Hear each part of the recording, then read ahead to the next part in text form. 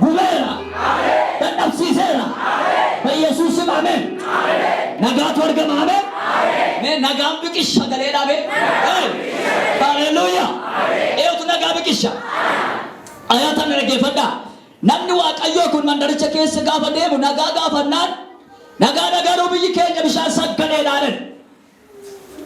saggadeedhaan maal hojjeta bishaan kun ennaan tokkoodhaan nama ajjeesaadhaan du'a namatti fidaadhaan umurii malee nama ajjeesaadhaan lama ennaan ba'aa ulfaa namatti fidaa nama gatachiisaadhaan in ulfeessa hin gatachiisaa jechuudha.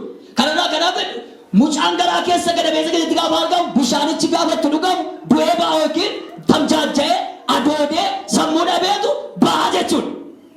Haleluuyaa. Mee dhaggeeffadhaa. Ati waan gaarii bituu dhalataa jirtu kasi tamjaajjessu yoo jiraate haalli safarri biyyi naannoon ergaa guddaan fidee dhufe kanaan booda ammaan booda gaafa teessu gaafa deemtu biyyatti galtuun lafa jiraattuun gatannaan duuti sirratti hojjetu. Dubbat narratti hojjetu ilman. Dubbat narratti hojjetu ilman. Haleluuyaa. Inni biyya gatachiis, inni biyya ajjees, inni biyya maraach, inni biyya adoch, inni dhaloota gadi qabe, inni biyya nyaate sibira gaafa ga'u hin geeddarama ajjeesuu hin danda'u. Ameen ameen. Waaqayyo ergaa kana kamittiin akka dubbannu natti beektu kana booda dhaloonni koo warri an dibe warri an waame warri an ifaadhe akka kaleessa bitintira nagaa dhabaa gatataa du'aa ina deeman humna godhachaa deemu nan jedhe. Ergaa kana fudhattee sagalee kuu kan keeti. Ergaa qaba qilleensi nagaa si dhawwate nagaa siif haa kennu. Biyyi nagaa si dhawwate nagaa siif haa kennu. Nyaati nagaa si dhawwate nagaa siif haa kennu. Asaan namoota nagaa si dhawwate irraa kaasee nagaa siif haa kennu. Wal nagaa jedhame nagaa jedhame walaati. Haleluuyaa. Asii baataa nagaa gaafa jettu lafichi nagaa ta'e argama. Elsaan akka jedhe maaltu ta'ennaan bishaan kana nu ajjeesaa jennaan itti nageessaaye. Itti nageessaaye. Haleluuyaa. Soogidda fidaa mee soogidda jedhaa. Himmi yaam soogiddi. Kanaan macaafa qulqulluun Maariqoos 5 irratti isin ifa biyya lafaan isin soogidda mi'aani soogidda jedha. Elsaan soogidda fidaan waciitii fidaan gara bishaanichaa nageessaaye. Waciitii kana keessa bishaan kaa'ee soogidda keessa buuse yeroo inni bishaanicha keessa gadi buusu bishaan sila hadhaa'u bishaan sila summii qabu summiin keessaa du'e. Hadhaan keessaa du'e kan nama ajjeesu keessaa du'e bishaanichi bishaan nagaatti geeddarame. Amma gaafudhaa dhugaadheen kanaan booda bishaan kun lammaffaa deebi'ee du'aaf gatannaa isinitti fidu. Hello. Amma maatii kan sin dadhabsiise in kaatoo bira kan sin teessise in abjoottu bira ga'u kan sin dadhabsiise in yaaddu bira ga'u kan dadhabdan hin hojjettu bira ga'u kan dadhabdan ofirra kaanii gadi sin teessise darba kan sin dhowwate amma si gaafa baatan waa fudhattanii deemu. Isa kab jedhu gaggochaa isa ol ka'ee gadi deebisaa isa keessan ta'e mudhachaa bilisoomtanii humna guddaa mana kanaa baatu. Mee humna hidhadhee baadii dhabbe tokko. Haleluuyaa. Fagoorraa kan dhuftan dhiyoorraa baadiyyaarraa magaalaarraa waldaa maqaan Yesuus mulu hangee qaaleeyooti eessa kan dhuftan humni tokko sin duukaa gala hamma. Fuddeen gala nami jettaamee jedhu abiddi kun si duukaa haa deemu. Haleluuyaa. Gadi geeddaramee baa jedha.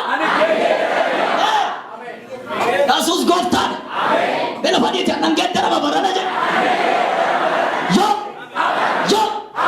Yoo jedha sirratti haa ta'u. Naasisuu kaasii dura erga. Iyyaati naasisuu waaqayyoo jedha. Naasisuu waaqayyoo kana booda qilleensaa sun bira deema. Ameen haleluuyaa. Kanaaf bishaan kun nagaa nama dhawwate. Hin dhuga malee yaaddaa bishaanichi. Biyyatti baqatan hin qaban. Waaqayyo garuu nama isaa erge.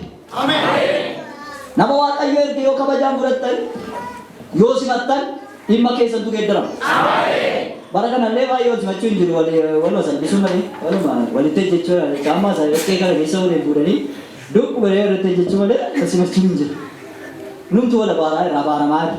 Egaa namni qalbii qabu waa hubata. Waa hubata. Elsaan namni Waaqayyo mandara sana keessa gaafa deemuu jalqabe. Nagaa yeroo inni gaafate dhimma isaaniitti himatan. Kottaa wayii isinitti himu. As iddoo kana kan dhuftan dhimma keessan akkasiin himattan nan barbaada. Mikiraatuun nuti dhimmichi geeddarameera jennaa maqaa Yesuus isinii geeddarama. Dhimmi keessan furmaata argatu yaa Waaqayyo furmaata naa godhii. Ani immoo ergaa fudhadhee dhufe saba iddoo kana dhufe irratti kana booda duutii hin hojjetu. Abaarsi hin hojjetu. Gatannaan hin hojjetu. Hin biqiltaa hin guddattaa ija godhatta. Hin dibamtaa hin guddattaa ija godhatta. Hin muudamtaa hin guddattaa ija godhatta. Ajajeera qilleensi jasi dawweerraa kaasee sirraa hagoor qaba sana. Sirraa qabeera ameen jedhiyye. Oduu sodaa sirraa qabeera. Hammina sirraa qabeera. Seexana sirraa qabeera. Ba'uu barbaadde ba'i maqaa Yesuus. Geeddaramuu barbaadde geeddaramu maqaa Yesuus. Yaali. Haasheetu daalasiya. Namnis inni namni na abaaru sedha. Seexanni na abaaru sedha. Nan danda'uudha. Namicha bishaan geeddaree dhufe kana mee beektu ijoollee lafa olaati ol yaatee dura bushaayati. Namicha mataa lukkaa kottu ol bahetti hin beektu. Hin beektu. Nama dibamaan beektu nama dibamee bahe nama bishaan geeddaraa oole nama dinqii hojjetaa oole hin beektu. Lafumaatti yaatee namicha mataa lukkaa jette mataa isaa argite keessa isaan agarree. Ilaala dhaggeeffadhaa keessa keenya wayitu jira. Yoo abaarree qaqqabsiifna yoo eebbisne qaqqabsiifna. Namicha akka jedhe Elsaan galagalee akkuma bishaan sana geeddare arraba isaatiin akka galagalee ijoollee ilaalee ijoollee 42 amaakeetti bahee sin abitu jedheen. Haleluuyaa. Yeroo inni tabbattu ol ejjetu amaakeetti dhaltuu lama caakkaadha bahee ijoollee 42 caccabsee fixee hin nyaatu jedhala. Namoonni tokko nama Waaqayyo bira kan nyaatamu namoonni tokko nama Waaqayyo bira kan nyaatu. Dudduuba sana nyaatamu dhuftan moo nyaachuu dhuftan? Wanti isin barbaaddan galgala kana mana keessa na gootu. Haleluuyaa. Nyaachuu. Raajii tokko takka jedhetti jeejile iddoo fayyamutti hin du'in jedhe. Iddoo fayyamutti hin du'in jedhe. Iddoo maalitti? Iddoo fayyamutti. Yihuudaan mee namichi Yesuus Kiristoosin dabarsee gurgure sunni. Yesuus silaa nama fayyadaan boo nama itti ajjeesanii du'anii. Yesuus fayyisuu dhufe miti. Yihuudaan garuu Yesuusin fanniseetu du'e. Iddichi iddootti du'anii namoota iddootti fayyan. Namoonni tokko dhufanii du'u waldaa keessatti namoonni tokko dhufanii du'u. Ergaa isinii qaba. Iddoon kun iddootti duutan osoo hin ta'in, iddootti salphattan osoo hin ta'in, iddootti ulfaattan, iddootti barbaadamtan, iddootti dibamtan irraa kaasee isinii haa ta'u maqaa Yesuus. Haleluuyaa. Nan geeddarama daayyaati. Duuti jedha. Narratti hin hojjetu jedha. Du'i kun lubbuu duwwaa miti. Hafuura nama keessatti kan dadhabsiisu kan ajjeesu. Yaada namaa kan ajjeesu, sammuu namaa kan ajjeesu, aamilee namaa kan ajjeesu, burqaa namaa kan ajjeesu, guddina namaa kan ajjeesu, beekumsa namaa kan ajjeesu. Du'a baay'eetu jira. Sakarratti dubbachaa jira. Malee du'a isa lubbuun nama keessa ol baate duwwaa miti du'i namni tuu deemuu du'u jira. Inni ilaala garuu du'aan. Inni taa'a du'aan, inni nyaata du'aan. Lafa garaa isaa ga'uu kan dadhabe, yaadee milkaa'uu kan dadhabe, baratee milkaa'uu kan dadhabe, kadhatee milkaa'uu kan dadhabe, tajaajilee milkaa'uu kan dadhabe, hojjetee milkaa'uu kan dadhabe. Yeroo baay'ee namni gaafa milkaa'uu dhabu jireenyi itti dukkanoofti. Lammaffaa deebi'een jiraadhu jedha. Namni gaafa itti dukkanaa'u gaafa milkaa'uu dadhabu. Kan inni eegaa jiru du'aadha malee jireenya miti. Seexanni faallaa milkaa'idhaa faallaa jireenyaa du'atti agarsiifti. Namni gaafa amanu abdii qaba. Namni gaafa abdii dhabu isa harka isaa keessaa iyyuu hin gata. Namni abdii argatu garuu namni abdii qabu garuu isa dhokate iyyuu harka isaa keessa keeshata. Beebi abdii qaba warri jettan. Ameen haleluuyaa. Yesuus gooftaadha. Yesuus gooftaadha. Kanaaf namni gaafa fuula Waaqayyootti dhiyaatu milkaa'ina kan nama dhawwatu deemee tajaajilee hojjetee kadhatee baratee asiin deemee achiin deemee milkaa'ina gaafa dadhabu gaafa itti dukkanaa'u maal ta'a yoon du'e jedhe. Maal ta'a yoon du'e jedhe.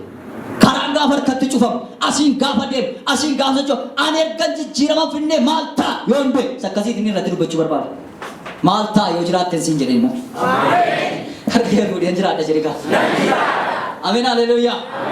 akkasiitu jira du'a namni hin Lafuma ka'elati jijjiiramtutu lafuma ka'eesi jibbu isa lafaa ka'eesi jibbu irratti amma kaaseen immoo mogosii ayyaana ulfina dibata sirratti dabale. Eeyyee nama amaneef ta'ee maqaa Yesuus. Isa lafaa ka'eesi jibbu moo Waaqayyo ittuu sirratti cammas. Yesuus socho'ite nan dabala jedhime. Ne dabale nan dabala barana jedhi. Nan doosaa dabalama. Faarfannaan yaa dabalama. Guddinni yaa dabalama. Yaa dabalama. Yaa dabalama. Yaa dabalama. Baname sirratti. Mabakatanii boseera baga. Afurri qulqulluun dhufee nan hunduu keessan kana lanqatee nama kaa'ate. Ilma caccabseesi sokkoleetu isa kaanitti mul'ata guuta. Itti faarfannaa guuta. Itti raajummaa guuta. Kaanitti borsaa isaa teebba. Keessi isaa keessa teebba. Akkaawuntii isaa irra teebba. Ammatti barbaade asii dhufaara. Ni amma barbaade hundee garaa jedhee amma. Maasi mataa kee ni baheera jedhu.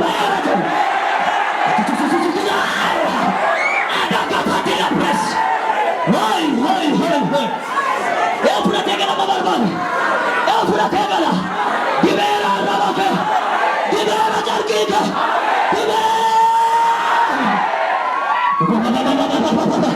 La la suno tani di bamera. Dubat. Samusa duare na panabega. Albale di bamera kapata bega. Ya. Napakai na rabana le jayana. Hati profil, elibaya kama sebarano. Wakaya na bota di kami sagari rabal barang.